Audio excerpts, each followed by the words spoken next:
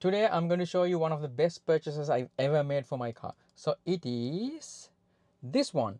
It's, how do you call it? Heads up display, dashboard, instrument cluster or whatnot, however you want to call it. It's, I don't know the brand, I will put it on the screen.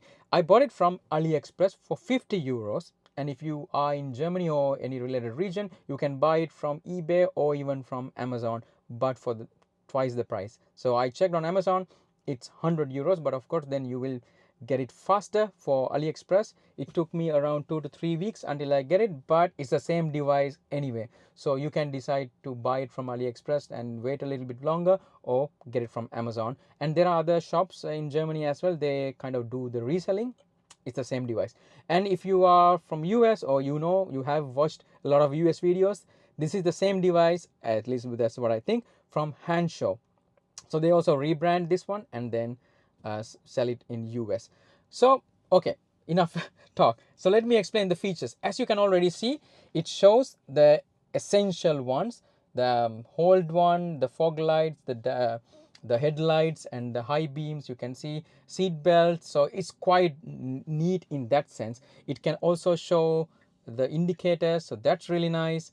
And it can also show the speed, the gear you are in, and the battery percentage, and also the odometer. So it actually has a lot of information. Speed limit I will explain in a while because it's not quite accurate. And the speed, it syncs up quite well actually with the screen. You can see it syncs almost instantaneously, and it works perfectly well. So in that regard I really like it because it's on the line of sight, same line of sight. I don't have to look into the screen to see the speed, because mostly when I put my hand I cannot really see the speed. I have to either peek or change my hand. Yes, I know now you will complain, why don't you just adjust the steering wheel and push it a little bit back, then you can see. Well, I'm not a German, so my height is not the same as other people, so I like my seating position, and with this seating position this is the best position for the steering wheel I have. So because of that it was very hard for me to see all the information here, and now it's perfectly on the line of sight. I'm really happy with it. And yeah, you can also see the gear you are in, and it works perfectly well actually. And even if I adjust the distances for this cruise control, it also shows up. I don't have to really look into the screen to see the same information because it's already there.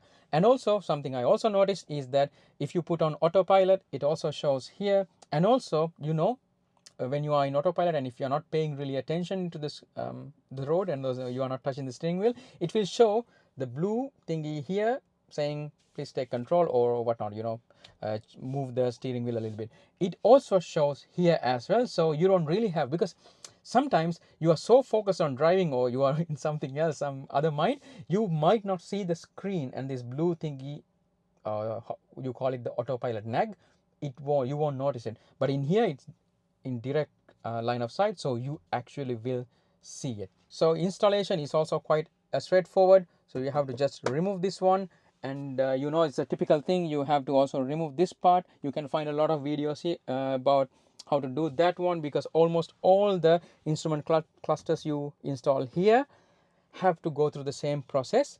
So I will put some videos in the description below so you can find it out. The only thing to remember is when you remove this one, all the videos I saw online said just to pull it up, but this is from the Berlin factory. That means there actually is, when you remove this one, you can't really push this up, because there are two screws on either side that you also have to remove. So if you don't remove the screws, you will be screwed. So no pun intended. So make sure when you want to pull this up, you also have removed the two screws that I just mentioned. I will also put other videos on the description below, so just have to remember to remove those screws. The installation is quite easy. It's the same there, so you have some screws to install it here as well, then it's ready to go. The only problem that I have with this screen is the speed limit. It's only that one, because now you can see it's the same, it's the same as on the main screen and here, but most of the time, or rather half of the time, it does not really synchronize. Sometimes it will show 30 on the screen, it will not update on the screen, or it will either take some time to update. So sometimes 1 minute or 2 minutes, then it will update on this screen. Sometimes it's instantaneous, sometimes it never updates. So I saw a little bit of problem there. So 50% of the time it works, but the other time it does not really do that. And the other thing is, we are in Germany, so that means in autobahns you have this no speed limit restriction. So in there, so you will see a special symbol, but it does not recognize that one, so it will show something like 145. I mean, it's not a bigger problem, but could have been worse. But I would have been nice they also considered like German market when they ship this one. And also sometimes it just randomly puts some speed numbers. For example, it showed once, I remember, like 90 kilometers per hour, which I never saw in entire Germany throughout when I drove around. So it's a hit and miss. And it's also not accurate on Tesla itself, because there are some special road signs with numbers and text on it in Germany. For example, if you are driving close to a school during the school hours, there is a different speed limit, and the other times it's fine. But usually it does not pick up that time frame. It always gets 30 and it starts whining about the speed limit. That's a big problem. So Tesla can't even do it properly. So I don't really mind it's showing a different one here, because I usually keep track of the speed limit on this road, and then it's not a big problem. However, would have been nice if they also update this one. I hope they will do some sort of a firmware update and then change that as well, because I know for sure, because depending on what Tesla updates on their software, these type of third-party devices can't keep up. They will show wrong information. So I think it's one of those cases. So hopefully they will update this in a future firmware update. So that's technically the only problem I have with this device. Otherwise, it's really nice. The only thing that I wanted from this device is to show the speed limit, but there are other devices you can buy for very cheap price as well, do the same thing.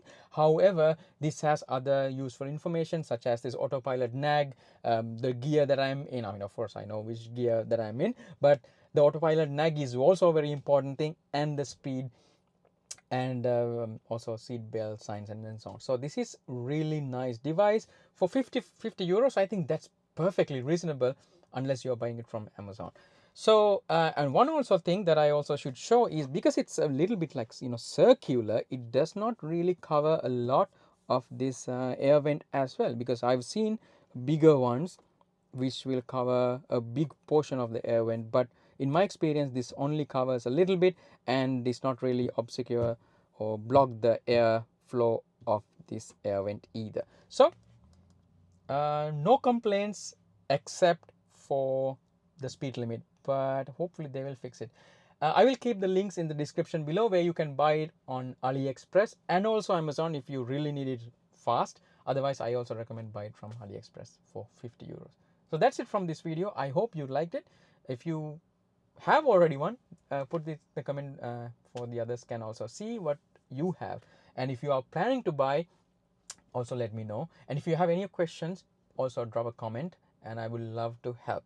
And then see you later.